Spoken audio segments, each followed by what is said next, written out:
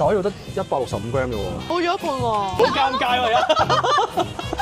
今日嘅外食係喺街市嗰度。喺呢間瀟灑一族啊，佢係西式燒味嘅。平時我哋都好經常嚟呢度買嘢食，而最近就見到佢出咗呢一個蛋白質擔當嘅系列，我哋就決定嚟做一個實測。哇，又嚟啦！清晰好耐冇見佢啦。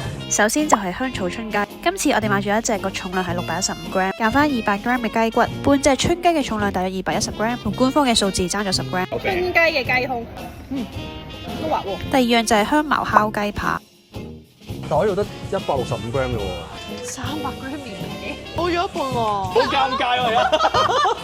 姐，佢呢個唔係餐，要單獨叫啊？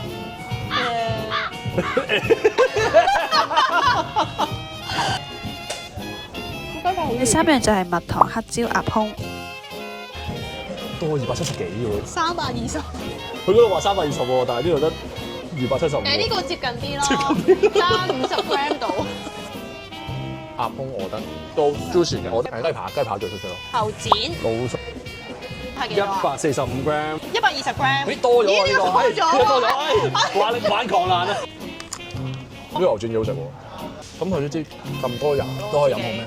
係飲控大師。間唔中都。你會唔會想浸下佢啊？另外我哋仲加咗個酒醉溏心蛋，哇！